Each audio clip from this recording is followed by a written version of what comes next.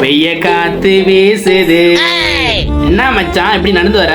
அடிக்கிற வெயிலுக்கு கம்பெனில சரியான வேலை வாங்கிட்டாங்க மச்சான். தொட கிழிஞ்சிருச்சு மச்சான். அதான் மச்சான் அப்படி நடந்து வரேன். மச்சான் நீனு தான் அந்த அடிக்கிற வெயிலுக்கு வேலைக்கு போன, உனக்கு எதுவும் ஆகலையாடா? நான் தான் சட்டியை போடலையே, எனக்கு எப்படியா இருக்கும்? அத்தா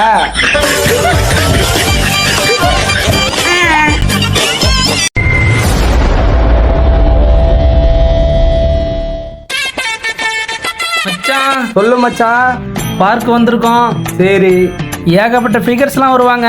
கண்டிப்பா வருவாங்க மச்சான். அதனால நீ என்ன பண்ற, இந்த சைட் அடிக்கிறது, இந்த ரூட்டு விடுறது, இந்த அப்படி பார்க்கறது இப்படி பார்க்கறது, இந்த காஜல் சுத்திக்கிட்டு இந்த பொண்ணுங்களே பார்க்க கூடாது. சரியா? பார்க்க மாட்டேன் மச்சான். ஓகே தானே? மச்சான். சரி வா மச்சான் போ.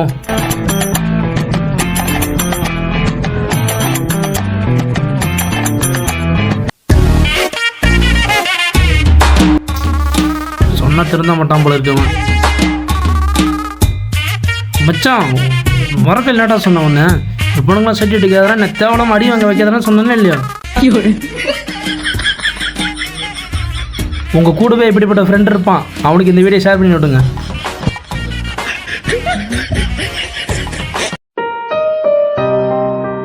மச்சான் சொல்றா. உங்க ஆயா என்ன உயிரோட இருக்காங்களாடா? இருக்காங்கடா. சரி உங்க ஆயா எப்ப சாவாங்க? ஏன்? ஒன்னும் இல்ல, பிரியாணி சாப்பிட்டு பல மாசம் ஆச்சு. அதுக்கு உங்க ஆயா சத்தா நல்லா இருக்கும்டா. வீட்டுல எங்க அம்மாட்ட சொல்லியே முடிச்சிடலாம். பிரியாணி தானே, பிரியாணிக்காக எங்க ஆயாவை சாவடிக்க சொல்றியாடா? நட்பாச்சே வா.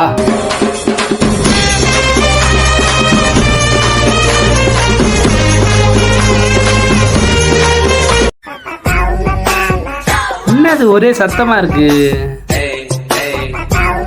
ஐய் மச்சான் அங்க பாரு மச்சான், வவ்வால் எவ்வளவு கூட்டமா இருக்குன்னு.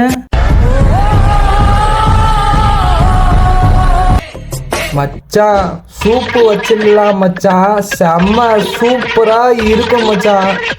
சூப்பு வச்சிடலாமா? எந்த ஒரு காரணம் நீ? மச்சான் அது எவ்வளவு கூட்டத்தை பாரு.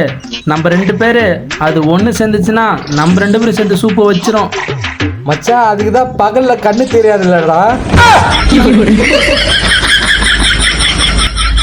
நீ பழிச்சப்படா.